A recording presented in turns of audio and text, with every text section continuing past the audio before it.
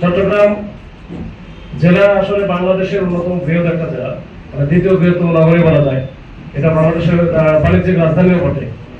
আবার প্রাকৃতিক নৈসর্গ বিবেচনা করলে সেটাও কিন্তু একটা অনেক বলা হয় যে এটা প্রাচ্যের রানী। তো সেরকম একটা জায়গায় আমাকে পদায়ন করে আমি সংশ্লিষ্ট সবার প্রতি অনেক কৃতজ্ঞতা জানাই যে এরকম একটা ঐতিহ্যবাহী একটা জেলায় আমার পদায়ন হয়েছে। আল্লাহর কাছে লাখোকোটি শুকরিয়া জানাই। সেই সাথে এটাও ফরিয়াদ করি যে আল্লাহ যেন আমাকে যে দায়িত্ব দেওয়া হয়েছে পুলিশ সুপার হিসাবে, এই দায়িত্বটা যেন আমি যথাযথভাবে মানুষের সেবা করতে পারি, মানবিকভাবে কাজ করতে পারি এবং এখানে সকলের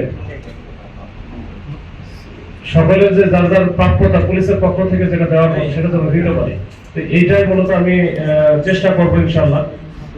আর এখানে আসার পরে যেহেতু চট্টগ্রাম সম্পর্কে খুব বেশি পূর্বে অভিজ্ঞতা ছিল না, আমি আশা করে চেষ্টা করেছি একটু জানা, যে এটার ভৌগোলিক অবস্থা থেকে শুরু করে সবকিছু জানা, যে আমাদের একেবারে এখানকার মূলত চট্টগ্রামের উত্তর এবং দক্ষিণের যে ভাগগুলো আছে, উত্তরের অংশে বিশেষ করে রাউজান, রাঙ্গুনিয়া, ফটিকছড়ি, তারপরে এই হাটহাজারী, আবার দক্ষিণের অংশে যদি আমি ধরি নোয়াপাড়া, সাতকানিয়া, চন্দনাইশ, বাঁশখালী, এগুলো একটু বৈশিষ্ট্যগত দিক দিয়ে বা সব দিক দিয়ে কিন্তু একটু ভিন্ন মাত্রা আর কি।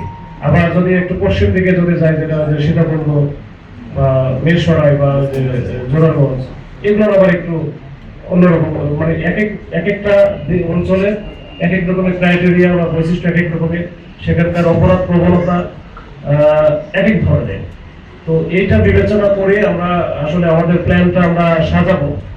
তো এখানে কিছু বার্নিং ইস্যু আপনারা অনেকেই হয়তো বা সবসময় যেই কথা বলেছেন, কয়েকটা বিষয় এখানে ফুটে উঠেছে। বিশেষ করে এখানে সন্ত্রাসী কার্যক্রম সম্পর্কে আপনারা বলেছেন এবং এটা হয়ে আসতেছে। চট্টগ্রাম অনেক বিশাল বড় একটা জেলা, এখানে সবকিছু যে নিয়ন্ত্রণে আছে এরকম না, সব বিচ্ছিন্ন ঘটনা এটা ঘটে থাকে, সারা বাংলাদেশে ঘটে থাকে। এর মধ্যে জঙ্গল সেলিমপুর একটা আলোচিত একটা নাম। আমরা এখানে জয়েন করার পূর্বেই আমি নিজেও শুনেছি, বহুবার শুনেছি এবং বহুবার আলোচিত হয়েছে, ওখানে কেউ যেতেও পারতো না। তো কিছুদিন আগে আমাদের পুলিশ উইক হলো, এই পুলিশ উইকে মাননীয় স্বরাষ্ট্রমন্ত্রী এখানে একটা আমাদের ঘোষণা দিয়েছে, বা ওখানে একটা 2-3 বার আলোচনা করেছেন এই জঙ্গল সেলিমপুর নিয়ে স্পেশালি। ওখানে ওনাদের যে সরকারের যে প্ল্যান, ওইখানে কিন্তু 2টা পুলিশ একাডেমি হবে, যে ওখানে পুলিশ একাডেমি করবে, যেটা training centre, police training centre. তো যার ফলে যেটা হবে যে ওইখানে পুলিশ সেন্টার ট্রেনিং সেন্টার যখন হবে, তো সেক্ষেত্রে ওইখানকার যে এখন যে জায়গাটা আমার কাছে বেশি মনে হয়েছে যে বেশি ভালো, এবং সেটা হচ্ছে যে রাস্তাঘাট নাই।